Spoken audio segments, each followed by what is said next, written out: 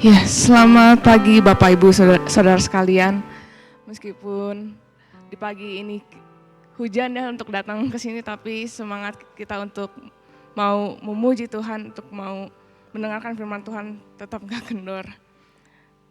Kita akan buka kebaktian kita pada pagi hari ini dengan panggilan berbakti dari Ulangan 31 ayat 8. Sebab Tuhan, Dia sendiri akan berjalan di depanmu, Dia sendiri akan menyertai engkau, Dia tidak akan membiarkan engkau dan tidak akan meninggalkan engkau. Janganlah takut dan janganlah patah hati. Kita angkat satu pujian, Yesus kami puji.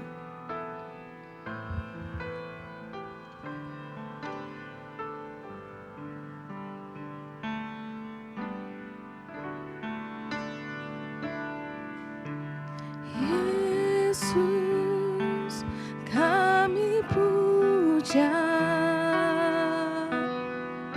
kami sembah sebagai Raja, berdiri di tengah kami, ditinggikan dan dipuji. Yesus kami puja, kami sembah sebagai Raja, berdiri di tengah kami, ditinggikan dan dipuji.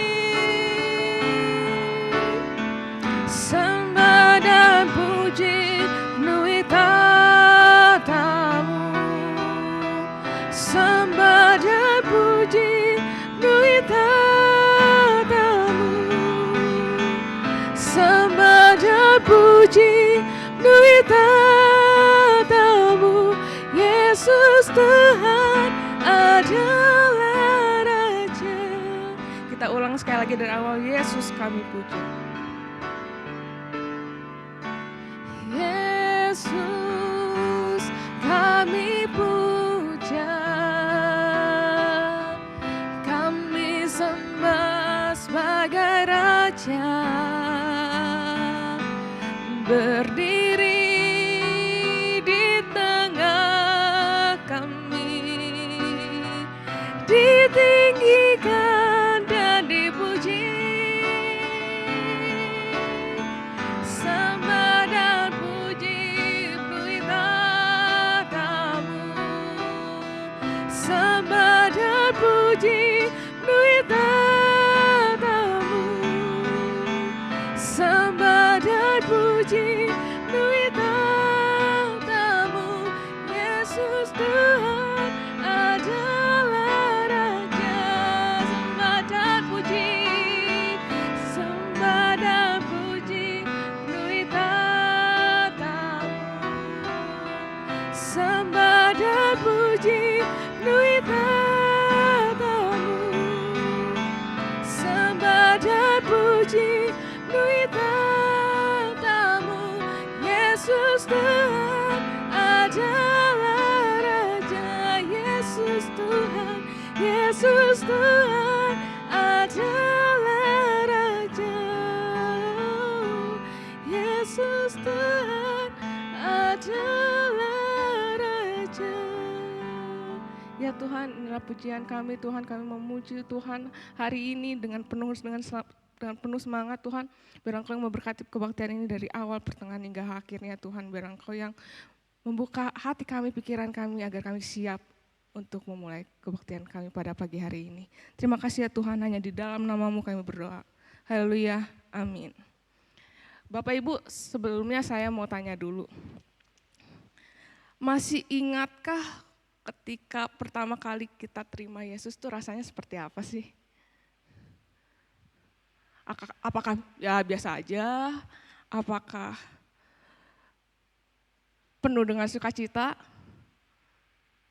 Kita angkat satu pujian ini, sejak ku terima Yesus, untuk mengingat kita saat kita pertama kali terima Yesus seperti apa rasanya.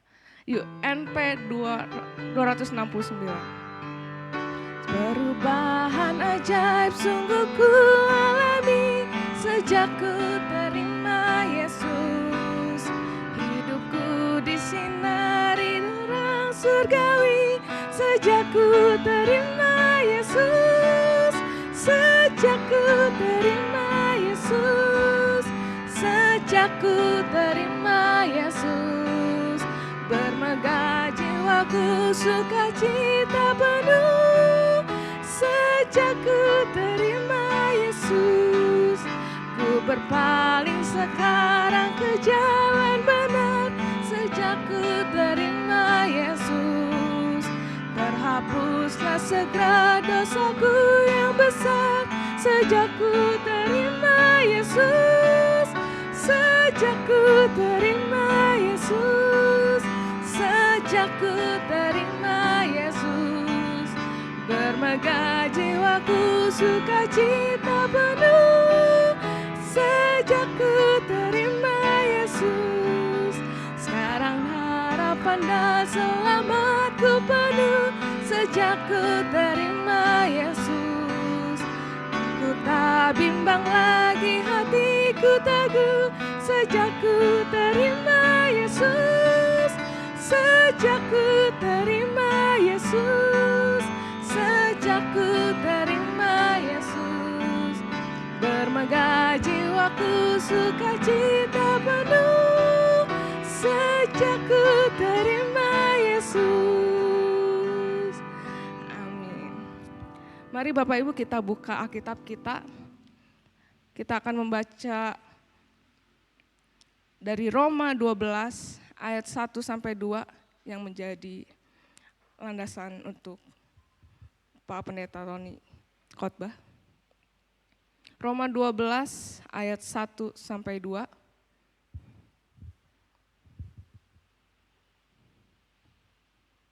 Sudah saya bacakan.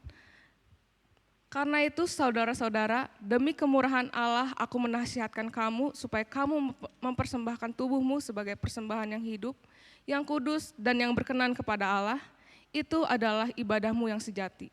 Janganlah kamu menjadi serupa dengan dunia ini, tetapi berubahlah oleh pembaharuan budimu, sehingga kamu dapat membedakan manakah kehendak Allah, apa yang baik, yang berkenan kepada Allah, dan yang sempurna.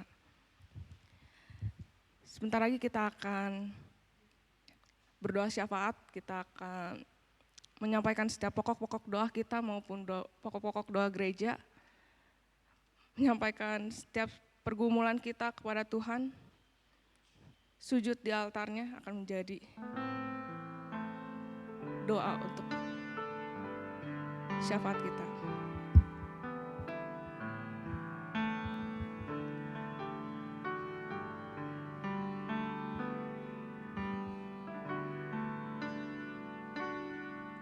Bila hati terasa berat, tak seorang pun mengerti bebanku. Ku tanya Yesus, apa yang harus ku buat? Dia berfirman, mari datanglah. Dia selalu pedulikan aku. Ku datang Yesus. Dia pikul segala bebanku. Sujud di altarnya. Ku bawa hidupku. Ku terima anugerahnya. Dia ampuniku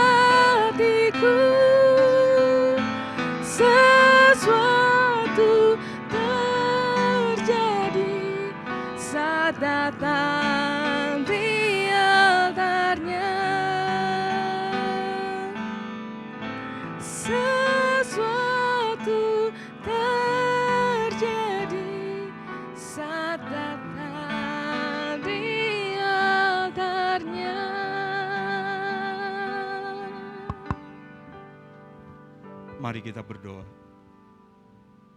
Allah Bapa yang Maha Kasih, Allah yang selalu baik, bahkan terlalu baik untuk kami. Mengucap syukur atas segala pemeliharaan-Mu, mengucap syukur atas segala penjagaan-Mu. Saat ini kami datang ke hadapan-Mu Tuhan, layakkan kami menghadap hadirat-Mu. Kami serahkan pribadi demi pribadi yang ada di tempat ini. Kau berkati kami, Kau jagai kami. Kami serahkan dan kami mau menyerahkannya Tuhan, seluruh hidup kami ke dalam tangan kasih-Mu. Apapun pergumulan kami, apapun masalah kami mau letakkan di bawah kaki-Mu. Kami serahkan Tuhan semuanya ke dalam tangan kasih-Mu. Saat ini kami juga mau berdoa untuk seluruh panitia yang ada di gereja ini, yang sudah menetapkan program, yang sudah menetapkan anggaran. Tuhan terus bantu, Tuhan terus tolong, agar program demi program boleh terjalankan dengan baik. Segala biaya yang diperlukan boleh dipenuhi. Kami serahkan semuanya agar kemuliaan Tuhan boleh kami capai melalui program kerja yang ditetapkan oleh panitia. Kami serahkan juga keuangan gereja ini ke dalam tangan kasih-Mu. Ajar kami untuk memberi dengan sukacita. Ajar kami juga untuk menggunakannya dengan penuh tanggung jawab, agar Tuhan berkenan kepada kami. Kami serahkan pos PI dan cabang kami, Kampung Laut. Kiranya Tuhan terus berkati, Tuhan terus kembangkan jemaat yang ada di sana. Penuhi segala keperluan-keperluan, lancarkan segala urusan-urusan yang harus diselesaikan. Tuhan juga mau tolong cabang yang lain, terucuk. Engkau mau tolong pendewasaannya guna siap dimandirikan ya Tuhan. Kami serahkan jemaat di sana agar sungguh mereka menjadi semakin dewasa dan siap untuk mandiri. Kami serahkan juga Cianjur ke dalam tangan kasih-Mu yang memerlukan seorang gembala sidang. Kiranya Tuhan terus penuhi, Tuhan terus tolong perkembangan juga jemaat di sana ya Bapa. Kami serahkan segala sesuatunya ke dalam tangan kasih-Mu. Kami serahkan juga pos Purbowangi, Banjar, Ciwidey juga ke dalam tangan kasih-Mu ya Bapa. Engkau berkati dengan hal yang sama. Kami serahkan semuanya ke dalam tangan kasih-Mu Tuhan. Seluruh program kerja, sekali lagi, seluruh program kerja gereja ini ke dalam tangan kasih-Mu. Agar sungguh Tuhan dipermuliakan melalui apa yang kami lakukan. Terima kasih untuk semuanya ya Bapa. Kami serahkan negara kami ke dalam tangan kasih-Mu juga ya Bapa. Banyak hal yang terjadi di negara kami. Banyak hal yang mungkin menyesakkan umat Kristen. Tetapi kami tahu Tuhan terus menyertai kami. Dan biarlah tekanan demi tekanan yang terjadi boleh menjadikan kami semakin kuat. Tuhan Yesus, kami serahkan pemerintah kami ke dalam tangan kasih-Mu. Seluruh rencana pemilu serentak yang akan berlangsung pada tahun 2024 nanti juga, kiranya terus Engkau campur tangan, agar keamanan boleh kami nikmati, agar kelancaran boleh kami rasakan. Terima kasih untuk semua berkat dan penyertaan-Mu ya Bapa. Kami serahkan semuanya ke dalam tangan kasih-Mu. Kami serahkan juga kebaktian yang terus akan berlangsung sampai pada akhirnya nanti. Pada saat khotbah disampaikan, sungguh kami boleh diberkati. Terima kasih ya Allah, ampuni segala dosa kesalahan kami. Dalam nama Tuhan Yesus kami naikkan doa ini. Amin.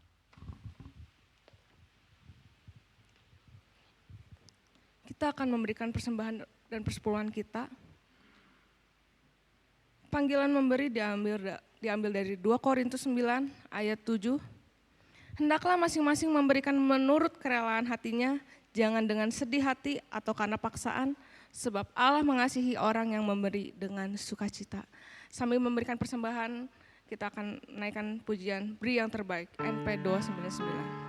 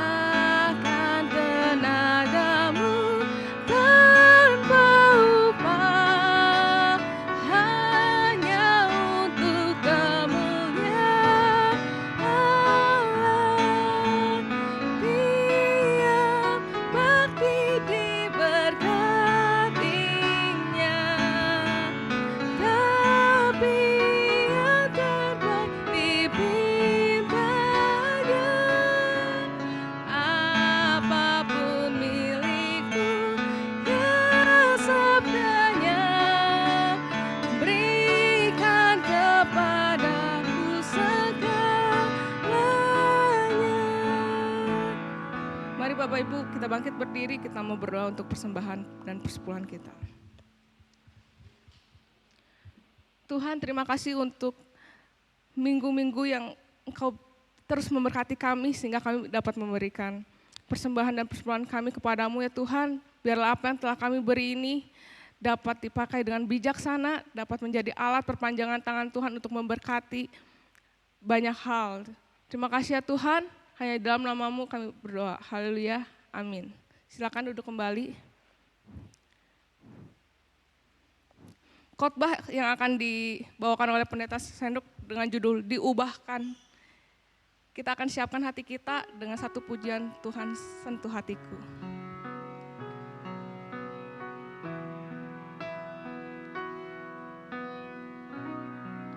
Betapa ku mencintai segala yang telah terjadi, tak pernah sendiri jalani hidup ini, selalu menyertai.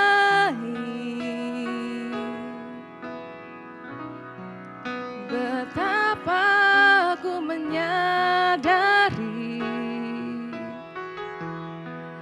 di dalam hidupku ini, Kau selalu memberi rancangan terbaik oleh karena kasih.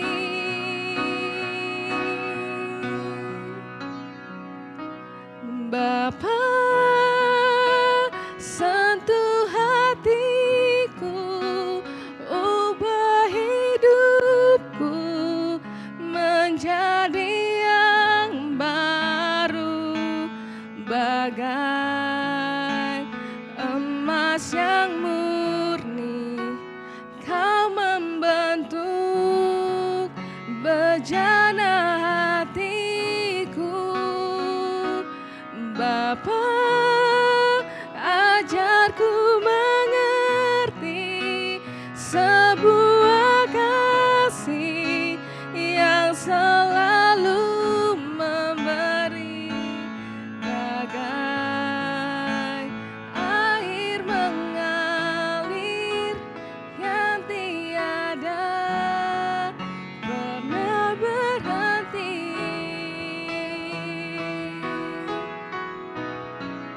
Betapa aku mencintai segala yang telah terjadi, tak pernah sendiri jalani hidup ini, selalu menyertai. Betapa aku menyadari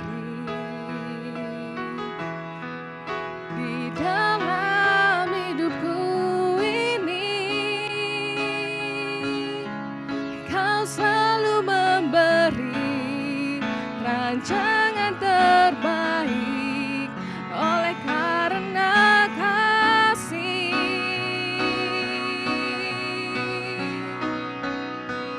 Bapa, sentuh hatiku, ubah hidupku menjadi yang baru, bagai emas yang murni. Kau membentuk bejana hatiku.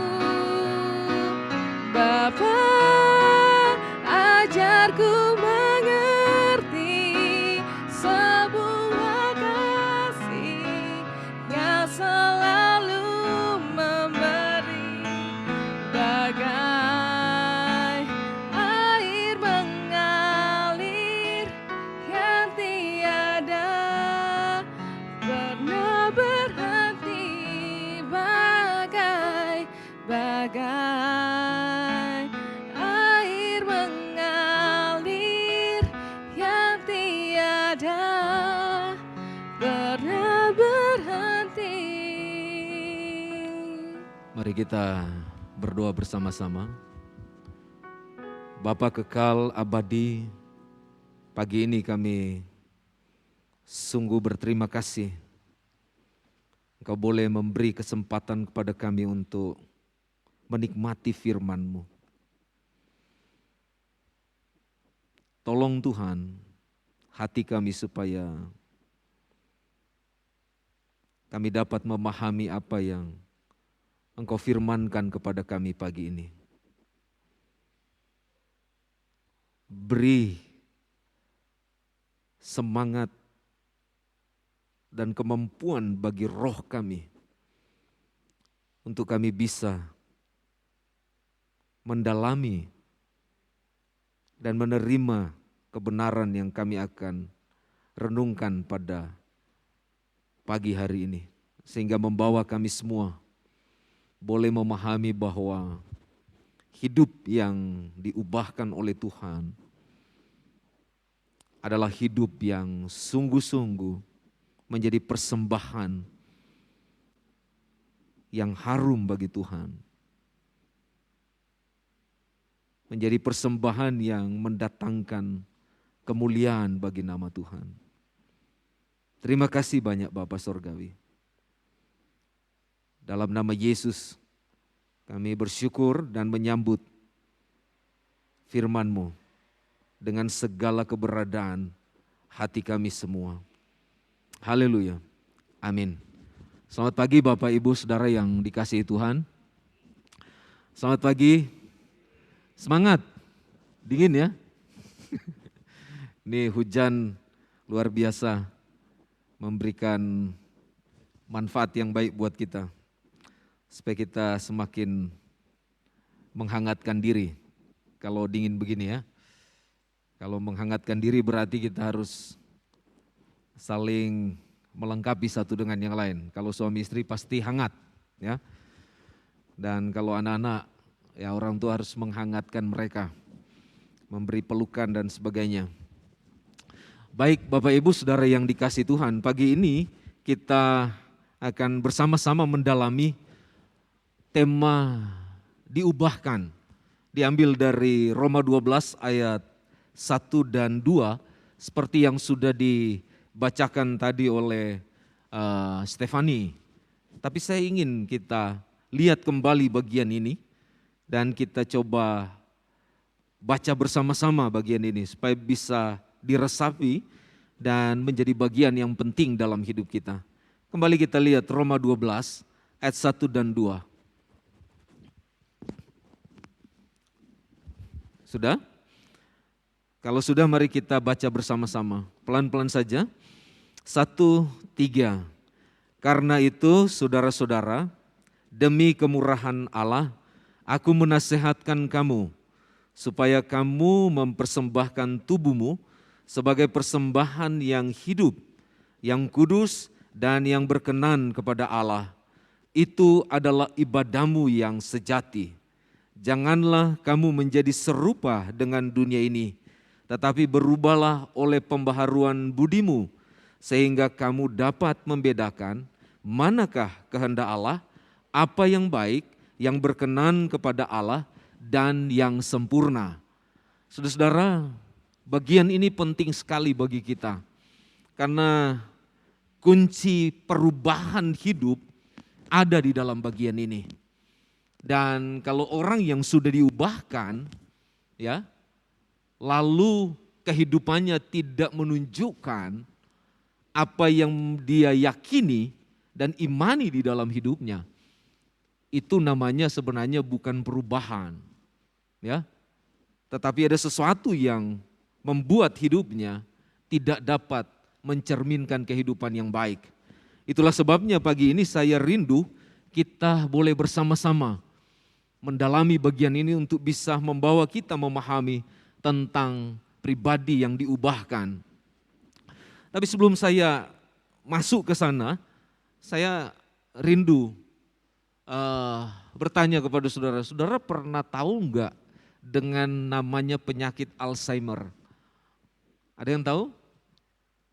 Penyakit seperti apa itu kira-kira? Hah? Gimana Bu?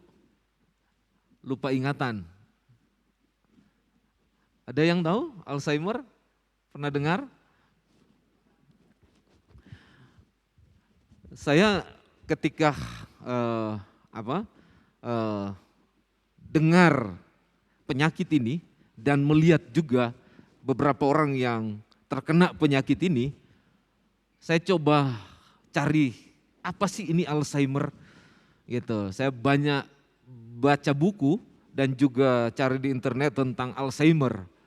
Nah, ketika saya mendapati rupanya penyakit ini melibatkan kegagalan sel-sel saraf di otak yang menyebabkan hilangnya ingatan secara bertahap. Ini Alzheimer. Ketika dia mulai hilang ingatan bertahap, dia mulai kebingungan. Dan ketika kebingungan, dia masuk pada yang namanya disorientasi. Ya. Ini yang terjadi kepada orang yang terkena penyakit Alzheimer. Sungguh memang sangat menyedihkan atau memprihatinkan ketika kita melihat seseorang yang tadinya sehat secara mental, ya, tiba-tiba dia berangsur-angsur lupa bagaimana kehidupannya, bagaimana cara dia berpakaian dia lupa, ya, bagaimana dia makan dia lupa, banyak hal yang dia lupa, termasuk mungkin ya orang-orang yang dekat dengan dia, yang serumah dengan dia, dia tidak dapat mengenali wajah-wajah mereka. Kalau orang terkena dengan penyakit ini, mungkin bahkan dirinya sendiri dia lupa. Ini penyakit Alzheimer ini luar biasa, ya. Jadi hilang ingatan membuat dia kehilangan arah hidup. Coba bayangkan kalau orang terkena penyakit ini ya. Dan orang yang terkena penyakit ini bisa karena kecelakaan, terus cedera, atau dia mengalami trauma kehidupan. Itu yang terkena dengan Alzheimer. Kenapa saya bicara tentang Alzheimer?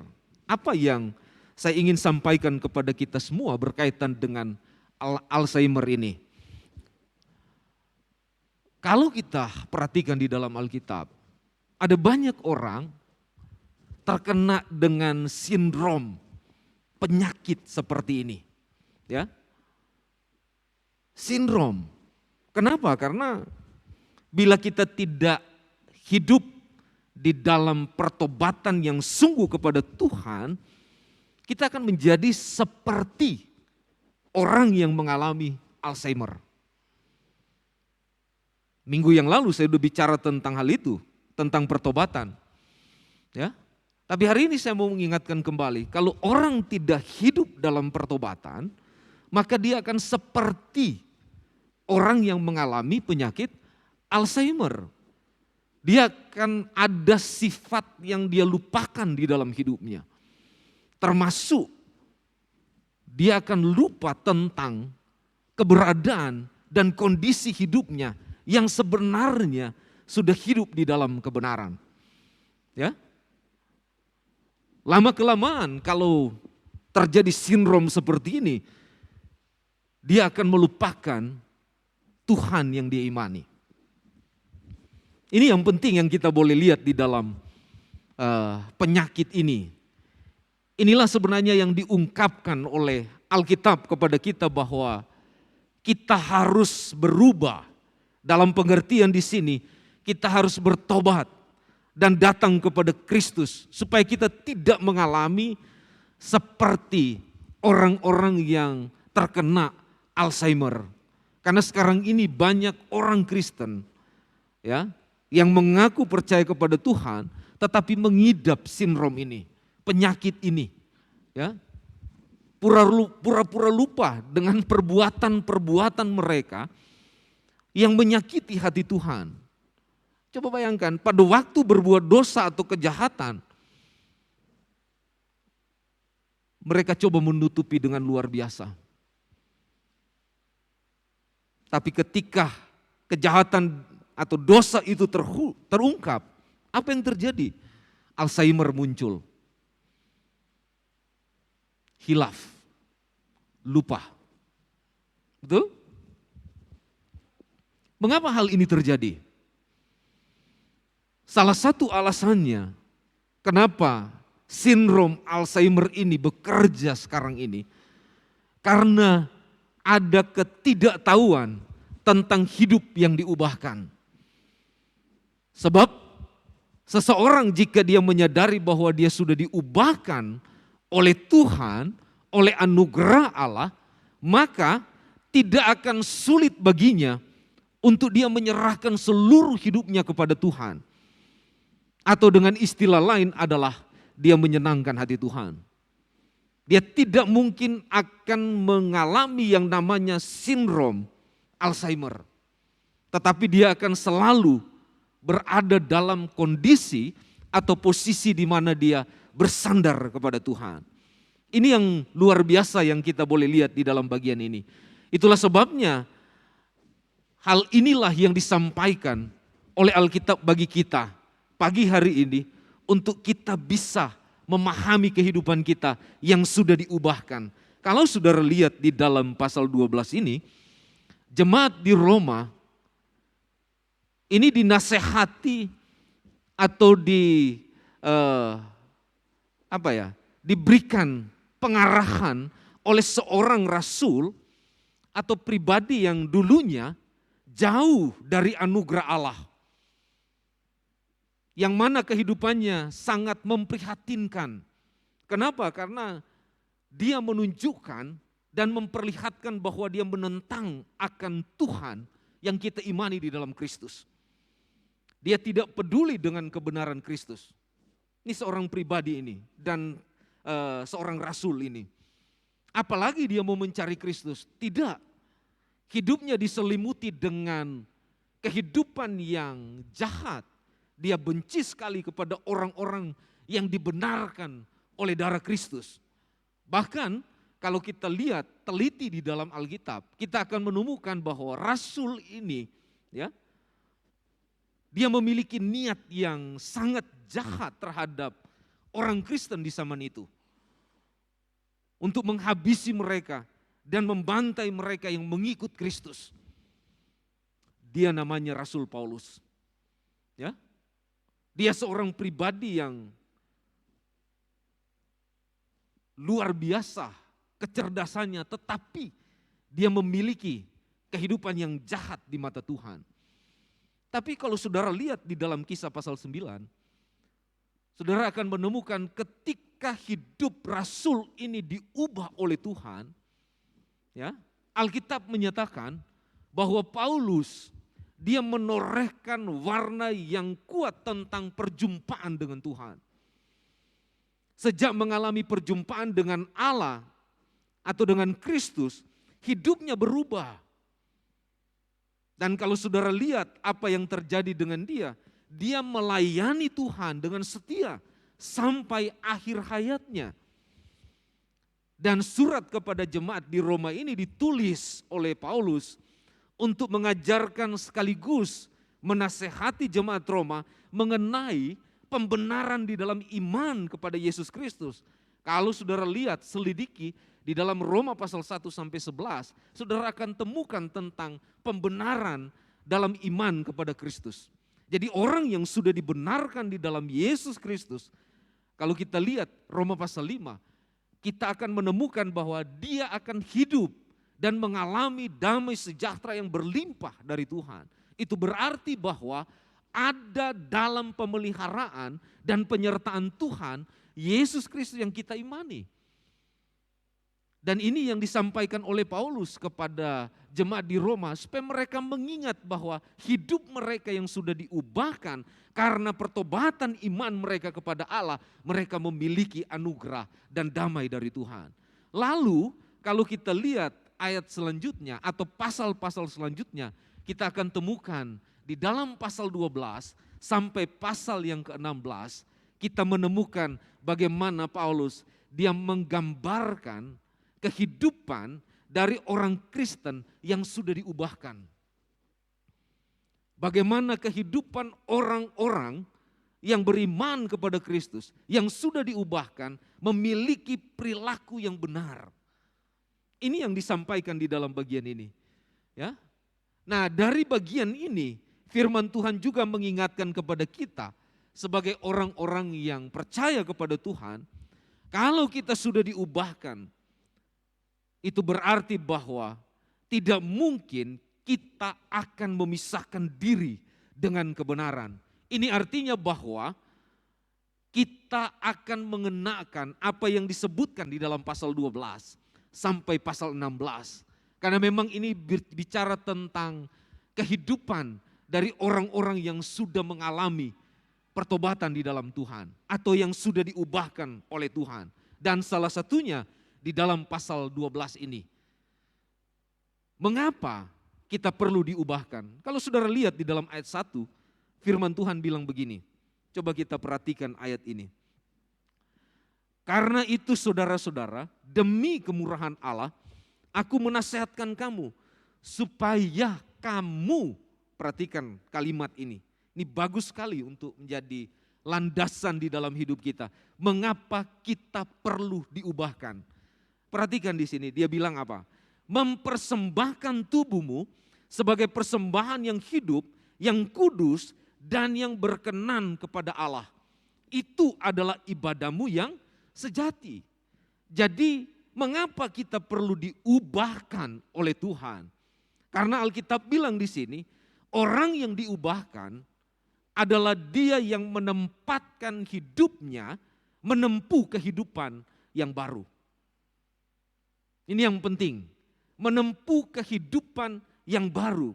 Menempuh kehidupan yang baru adalah, salah satunya adalah hidup di dalam kekudusan. Wah, ini berat ini, ya. Hidup dalam kekudusan, karena di sini dikatakan mempersembahkan tubuhmu sebagai persembahan yang hidup, yang kudus dan yang berkenan kepada Allah. Kalau kita bicara kekudusan, mungkin agak sedikit keras di telinga kita. Tetapi ini adalah bagian yang penting sekali untuk diketahui oleh kita semua, bahwa orang-orang yang sudah diubah oleh Tuhan, dia harus ada dalam posisi ini. Ya, dia harus ada dalam kehidupan yang seperti yang disampaikan oleh bagian ini. Makanya hari ini kita diingatkan untuk hidup dalam kekudusan itu. Karena dalam tradisi perjanjian lama kalau kita lihat, dikaitkan dengan bagian ini, bagaimana seseorang dia mempersembahkan hidup kepada Tuhan. Di dalam perjanjian lama juga, bangsa Israel diajarkan oleh Tuhan supaya mereka mempersembahkan korban yang kudus kepada Tuhan. Ini merupakan syarat mutlak ketika mereka membawa kurban yang kudus kepada Allah supaya Allah berkenan dalam hidup mereka. Tetapi ketika mereka tidak membawa kurban yang tidak kudus kepada Allah, maka korban yang mereka sampaikan itu tidak akan pernah diterima oleh Tuhan. Dan ini mengecewakan hati Tuhan. Dan ketika Paulus bicara di dalam pasal 12 ini, di dalam ayat 1, sebenarnya di sini dia mau menggambarkan kepada kita bahwa korban yang sama yang dipersembahkan oleh bangsa Israel pada waktu yang lalu, itu juga menggambarkan korban tentang tubuh kita yang kita persembahkan kepada Allah sebagai korban yang hidup, juga yang kudus. Karena kata kudus di sini yang dipakai di dalam bahasa asli ini adalah agian, yang berarti dipisahkan untuk Allah baik dari dalam moral maupun dalam penyembahan kita kepada Tuhan. Makanya kenapa Paulus coba mengarahkan kita untuk bisa memahami tentang orang-orang yang sudah dibenarkan, seperti di dalam pasal 1 sampai pasal 11 dan pasal 12 sampai pasal 16, bicara tentang mereka yang hidup dalam moral kehidupan yang benar. Ini yang disampaikan oleh Paulus. Intinya adalah apa?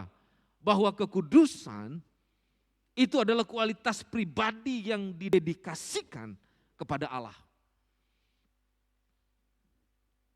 Dengan tujuan supaya ada perkenanan Tuhan kepada setiap pribadi yang telah diubahkan oleh Tuhan.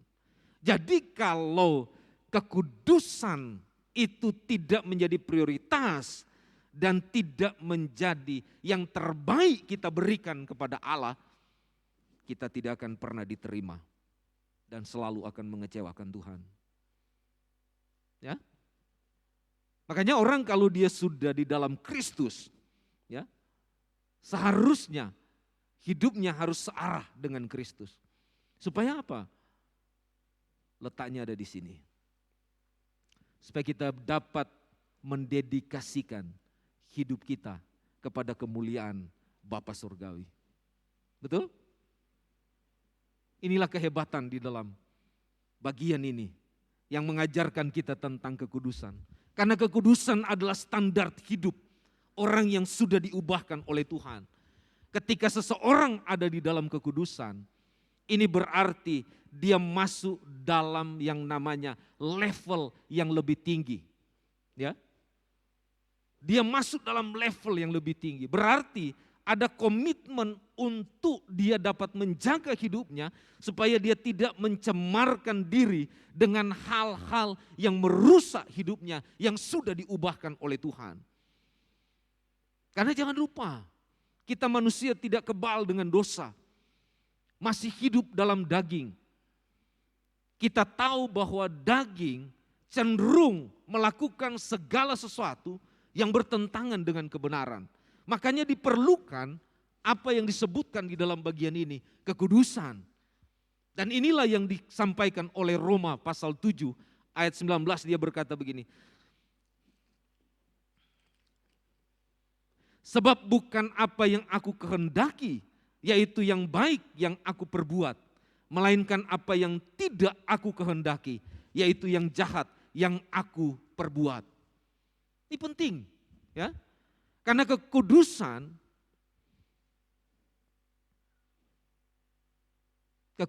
hidup kita tidak akan pernah capai jikalau kita tidak mengarahkan hidup kita kepada kehidupan rohani yang berkenan kepada Allah. Karena Alkitab menegaskan di sini bahwa tanpa kekudusan kita tidak akan pernah melihat Tuhan. Ibrani pasal 12 ayat 14 bilang demikian. Jadi bila kita berkomitmen untuk hidup kudus, sebelum pun kita berbuat kejahatan, kita akan menjauhkan diri dari hal-hal itu. Karena apa? Karena ada yang mengarahkan, yaitu kekudusan. Ya, kekudusan ini penting. Karena kalau kita tidak berdiri di atas kekudusan, firman Tuhan bilang begini, sebab itu siapa yang menyangka bahwa ia tetap teguh berdiri, hati-hatilah supaya ia jangan jatuh. 1 Korintus pasal 10 ayat 12 bilang begitu. Makanya orang kalau dia ada dalam kekudusan, orang ini ada pada level yang tinggi. Kualitasnya teruji. Dia dapat menguasai diri dan menjadi berkat buat orang lain. Dia akan menghargai, memikirkan, dan menempatkan dirinya kepada penyerahan kepada Tuhan. Itu orang yang ada di dalam level ini. Ya, saya berharap kita semua yang hadir hari ini maupun yang menyaksikan dari rumah, mari kita bangun kehidupan kita supaya kita tetap berkenan kepada Tuhan dengan kita hidup dalam kekudusan. Karena sekarang ini kekudusan itu bukan menjadi keharusan bagi mereka yang sudah diubahkan oleh Tuhan, tetapi kekudusan itu adalah pilihan yang diberikan atau yang diambil oleh mereka yang sudah diubahkan oleh Tuhan. Padahal seharusnya kekudusan bukan pilihan, tapi itu adalah keharusan yang harus melekat di dalam hidup kita sebagai orang-orang yang mengasihi Tuhan. Karena kekudusan berarti kita tidak akan melakukan hal-hal yang cemar di hadapan Tuhan. 1 Tesalonika pasal 4 ayat 7 berkata demikian. Orang yang ada pada level ini, Alkitab menyampaikan bahwa Tuhan menganugerahkan janji-janji yang berharga dan hidupnya berkenan kepada Tuhan. Buah dari orang yang memiliki kehidupan, menjaga kekudusan hidupnya adalah dia rajin beribadah dan dia melayani Tuhan. Itu buahnya. Tapi kalau orang tidak mampu menjaga kekudusan hidup, buah ini tidak akan terlihat di dalam kehidupan orang yang sudah diubahkan. Ya. Jadi penting bagi kita untuk kita memahami tentang mengapa kita harus diubahkan oleh Tuhan.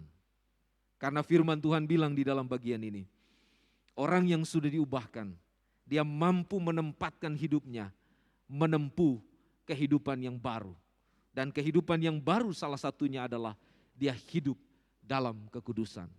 Dan kekudusan ini bukan pilihan, tapi ini adalah kewajiban, ya, keharusan, kudu kalau orang sini bilang ya, bagi setiap orang yang beriman kepada Yesus Kristus. Tanpa kekudusan Alkitab bilang, kita tidak akan pernah berjumpa dengan Tuhan. Berarti kekudusan adalah kunci dalam kehidupan orang yang sudah diubahkan. Amin. Makanya orang kalau dia punya kekudusan, sekali lagi buahnya sederhana.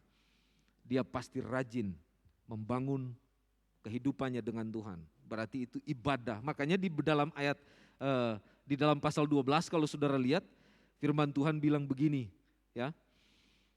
Supaya kamu mempersembahkan tubuhmu sebagai persembahan yang hidup, yang kudus dan yang berkenan kepada Allah.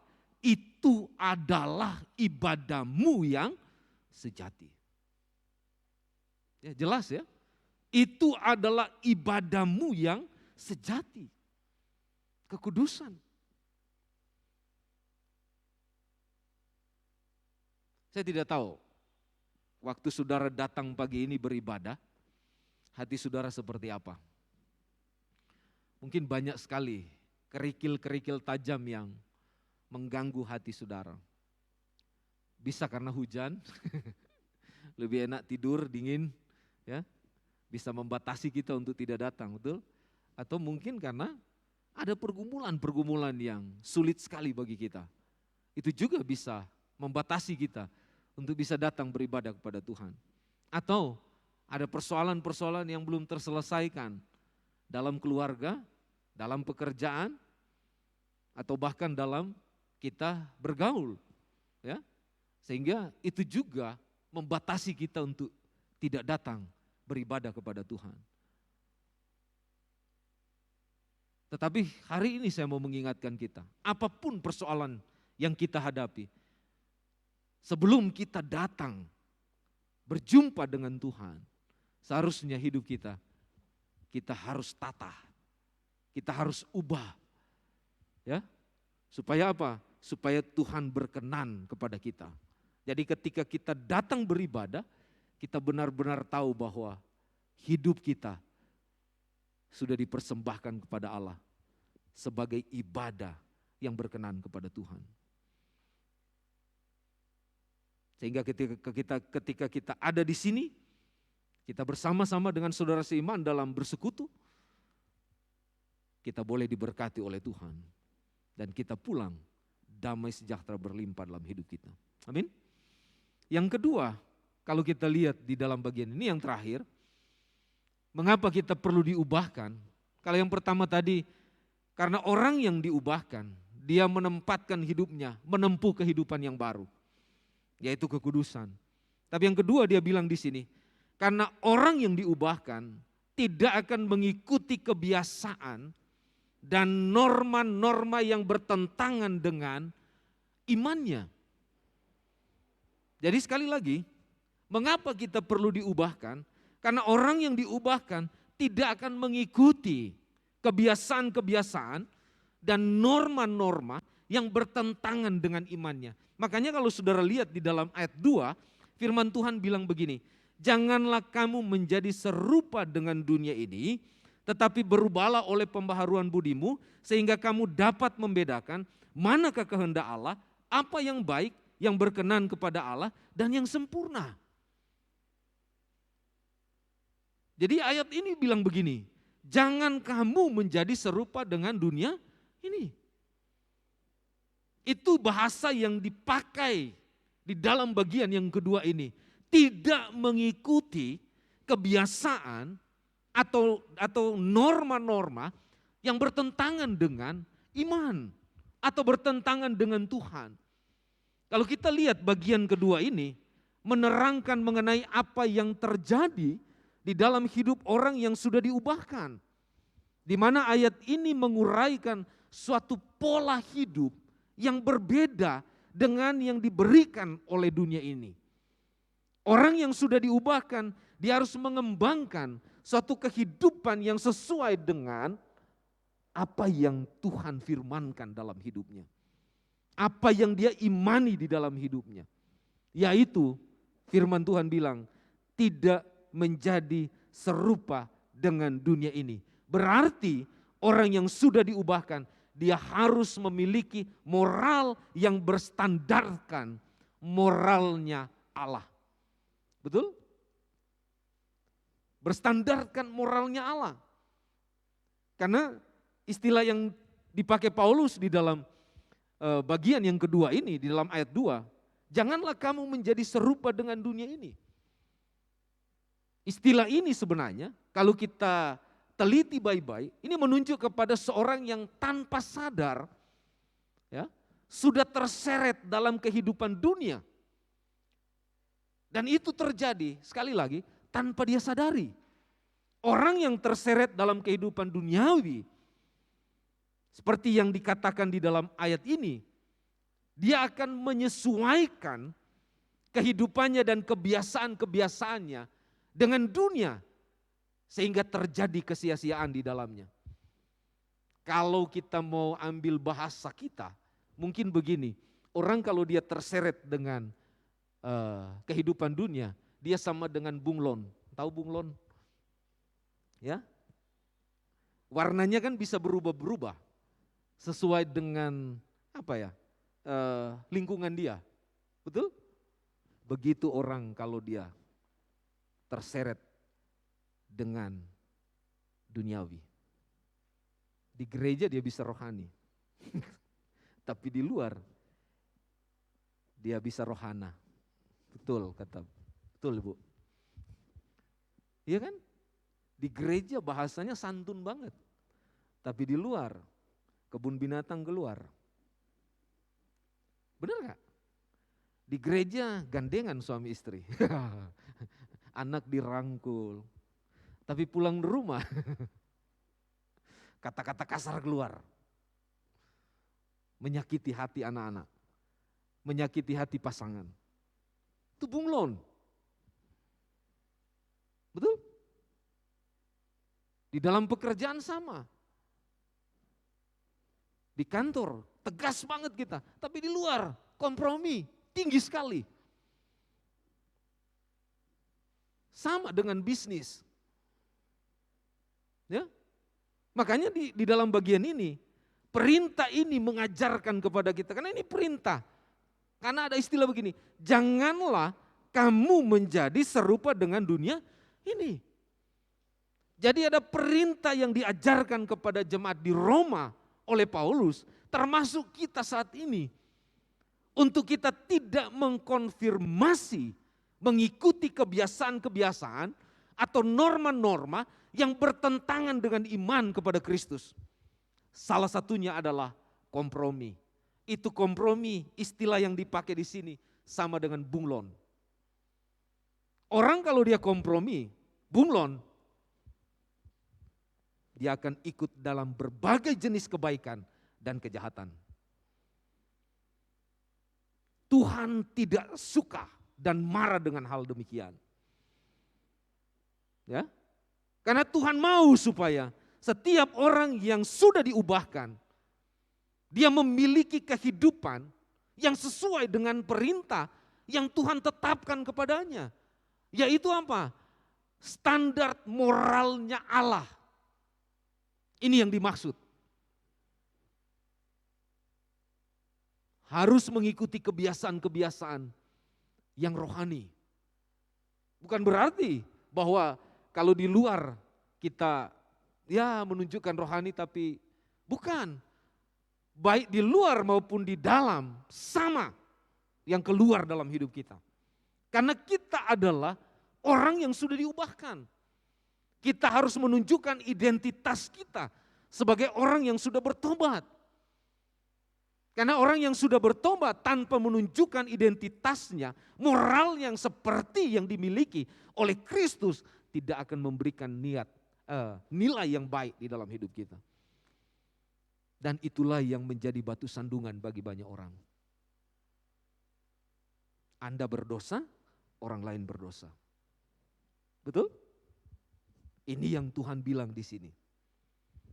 Kalau kita sudah diubahkan, maka kita akan tidak seperti bunglon atau kompromi dengan berbagai jenis kejahatan.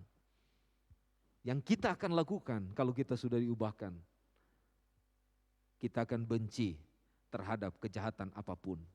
Itulah standarnya Allah. Ya. Kalau Tuhan saja benci terhadap kejahatan, berarti kita juga pengikutnya harus benci kejahatan. Amin? Iya kan? Itu yang penting di sini. Kalau kita benci kejahatan berarti kita menempatkan hidup kita dalam hidup yang benar. Walaupun kita harus berjuang ya, selama kita bernafas dan ada di dunia ini, di tengah-tengah dunia yang jahat. Kita harus seperti itu. Karena hidup yang mengikuti standar moralnya Allah, dia dapat mengimpartasikan kehidupan moral yang berkenan kepada Allah. Buahnya apa, saudara? Kalau kita mengikuti standar moralnya Allah, kalau Tuhan benci kejahatan, kita juga harus benci kejahatan. Buahnya apa? Kita akan hidup dalam ketaatan dan kita tidak akan pernah kompromi dengan dosa. Itu buahnya. Ya. Dan kalau kita ada dalam buah seperti ini, inilah yang Tuhan inginkan. Inilah yang Tuhan paling kehendaki di dalam hidup kita. Kepada orang-orang yang diubahkan di zaman sekarang ini. Kalau kita benci terhadap kejahatan, Tuhan berkenan kepada kita. Ya. Sekarang kan situasinya orang suka bilang sulit ya, sukar. Tapi saya perhatikan di mulutnya bilang sukar, tapi kalau lihat gaya hidupnya kayaknya enggak ada sukar-sukarnya. Iya kan? Di mulut aduh susah. Ini ekonomi lagi begini, macam-macam ya. Tapi kalau lihat keadaannya, kayaknya nggak ada sukar-sukarnya. Semua ada sesuatu yang baru di dalam hidupnya. Kan gitu. Sama kayak sekarang kita perhatikan, banyak orang pengusaha-pengusaha hebat bicara, wah susah, ya, prediksinya macam-macam. Tapi kalau kita lihat, mobilnya mewah-mewah, baru. Betul nggak? Ada juga kita yang sedang apa ya? Orang bilang sedang bermanuver di bawah untuk naik ke atas. Kadang-kadang kita suka juga bilang begitu. Susah hidup, tapi makannya di restoran. Betul? Jadi sebenarnya kalau saya pastikan di dalam bagian ini, kita tidak usah bilang susah. Karena orang yang sudah diubahkan, dia tidak akan melihat hal-hal yang demikian. Yang akan dia lihat adalah bagaimana hidupnya supaya tidak terjerumus atau kompromi dengan berbagai-bagai macam kejahatan. Itu yang penting di sini. Dia akan menjaga kalau di kendaraan itu apa ya, temperaturnya supaya betul-betul tidak naik. Kalau temperaturnya naik, mobilnya rusak, betul ya? Pak Trisna benar ya? Kalau temperatur mobil kita naik, panas, meledak mobilnya. Sama dengan handphone, kalau handphone kepanasan hang dia, nggak bisa digunakan. Sama dengan kita, kalau temperatur kita naik karena kompromi, berarti kita adalah orang yang sungguh-sungguh tidak akan pernah taat kepada Tuhan. Tapi kalau kita menjaga temperatur itu sesuai dengan standarnya Allah, maka kita akan dikehendaki oleh Tuhan. Makanya Tuhan bilang ketika dia datang, dia akan mendapati kita adalah setia. Betul? Jadi dua hal ini penting buat kita. Ya, mengapa kita harus diubahkan? Karena orang yang diubahkan, sekali lagi, yang pertama, dia menempatkan hidupnya, menempuh kehidupan yang baru. Jadi orang yang menempuh kehidupan baru adalah mereka yang hidup di dalam kekudusan. Dan kekudusan itu bukan pilihan, tapi keharusan yang harus dimiliki oleh mereka yang telah bertobat dan diubahkan oleh Tuhan. Yang kedua, karena orang yang diubahkan tidak mengikuti kebiasaan dan juga norma-norma yang bertentangan dengan iman atau dengan Tuhan yang kita imani. Karena ini penting bagi kita. Dan ini adalah standar yang Tuhan taruh dalam hidup kita. Supaya kita sesuai dengan moralnya Allah, yaitu membenci kejahatan. Jadi jangan jadi bunglon, ya, tapi kita jadi pribadi yang mengasihi Tuhan dan mencintai kebenaran. Tuhan memberkati kita semuanya. Saya rindu baca satu kesimpulan buat kita.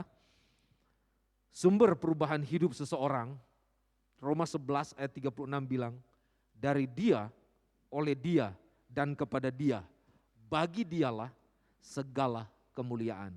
Hidup kita dari Tuhan, oleh Tuhan, dan kepada dia dipersembahkan. Itulah yang berkenan dan kita dimuliakan bersama-sama dengan Allah. Tuhan memberkati, kita berdoa. Bapa, terima kasih untuk firman-Mu pagi hari ini. Kiranya Engkau dapat menolong kami, memeteraikan dalam jiwa kami. Sehingga firman yang kami renungkan, dalami pagi hari ini, sungguh-sungguh menguatkan jiwa kami. Dan pagi ini kami diajar, supaya kami sungguh-sungguh dapat memahami tentang bagaimana hidup di dalam hidup yang baru. Hidup yang kudus. Tetapi juga kami diajar untuk kami sungguh-sungguh tidak mengikuti kebiasaan dan norma-norma yang bertentangan dengan moralnya Tuhan. Menolong kami Tuhan, supaya kedua bagian ini memberkati jiwa kami. Sehingga kami pulang, kami dapat membagikan, memberkati, dan dapat mengimplementasikan firman-Mu dalam hidup kami. Di dalam nama Yesus Kristus kami berdoa. Haleluya. Amin. Mari kita berdiri bersama-sama. Kita responi kebenaran firman Tuhan. Kita nyanyikan pujian, ku persembahkan hidupku. Biarlah melalui pujian ini kita terus berkomitmen kepada Tuhan untuk kita hidup dalam kekudusan dan membenci kejahatan. Ini aku, semua milik-Mu, ku serahkan padamu Tuhan. Penyesalan dan kebanggaan, suka dan duka, semua ku serahkan. Lalu yang akan datang, hasrat dan harapan yang terbayang, masa depan dan rencanaku, semua ku serahkan dalam tangan-Mu. Ku persembahkan hidupku kepadamu Tuhan. Untuk kemuliaan-Mu, ku berikan hidup ini sebagai persembahan yang berkenan padamu. Sekali lagi dari awal kita nyanyikan pujian ini bersama-sama sebagai respon kita kepada Tuhan. Ini aku, semua milik-Mu, ku serahkan padamu Tuhan. Penyesalan dan kebanggaan, suka dan duka, semua ku serahkan. Yang telah lalu, yang akan datang, hasrat dan harapan yang terbayang, masa depan dan rencanaku, semua ku serahkan dalam tangan-Mu. Bersama-sama. Ku persembahkan hidupku kepadamu Tuhan. Untuk kemuliaan-Mu, ku berikan hidup ini sebagai persembahan yang berkenan padamu. Ku persembahkan Ku persembahkan hidupku kepadamu Tuhan. Untuk kemuliaan-Mu, ku berikan hidup ini sebagai persembahan yang berkenan padamu. Mari kita tunduk kepala bersama-sama. Bapa di sorga, terima kasih kalau pagi ini kami boleh terberkati dengan penyembahan kepada Engkau. Terberkati dengan kebaktian ini. Kami boleh terberkati dengan pujian, doa kami, persembahan kami, dan bahkan firman yang kami boleh dengarkan bersama-sama. Kiranya ini menjadi rangkaian yang menolong hidup kami untuk mengingatkan kami tentang hidup yang sudah diubahkan oleh Tuhan. Dan kiranya Bapa, dengan perubahan yang Engkau buat dan nyatakan melalui anugerah-Mu dalam hidup kami, sungguh-sungguh kami dapat mengimplementasikan dalam keseharian kami. Sehingga hidup yang diubahkan ini selain berkenan kepada Engkau, tetapi menjadi berkat bagi banyak orang. Terpujilah Engkau Tuhan. Terima kasih dan bersyukur setiap jemaat-Mu yang boleh datang pagi hari ini, memberi waktu untuk bisa disegarkan dan diberkati oleh Tuhan. Kiranya mereka pulang, mereka membawa berkat-berkat Allah dan sukacita di dalam Yesus Kristus. Terima kasih banyak Bapa Surgawi. Kami akan berpisah dari tempat ini, kami akan masuk ke kelas-kelas sekolah minggu, tapi juga mungkin ada yang pulang ke rumah mereka masing-masing. Mohon Tuhan, Engkau beserta dengan kami. Jemaat yang terkasih, mari angkat tanganmu, terimalah berkat dari Tuhan Yesus Kristus. Kekuasaan dan juga kemuliaan di dalam Allah Bapa, kasih dan pemerintahan di dalam Yesus Kristus, dan juga kuasa dan berkat dan bahkan penyertaan di dalam Allah Roh Kudus senantiasa menaungi hidup kita, menyertai keberadaan kita semua, mulai dari sekarang ini sampai Tuhan datang pada kali yang kedua. Diberkatilah kita sekalian dari sekarang ini sampai selama-lamanya. Terpujilah nama Tuhan. Haleluya. Amin.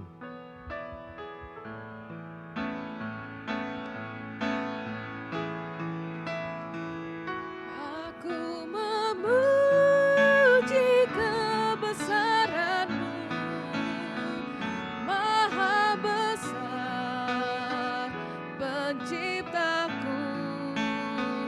Aku memuji kebesaran-Mu, Maha besar, oh Tuhanku, Maha besar, oh Tuhanku, Maha besar, oh Tuhanku. Silakan duduk mengambil saat teduh sejenak.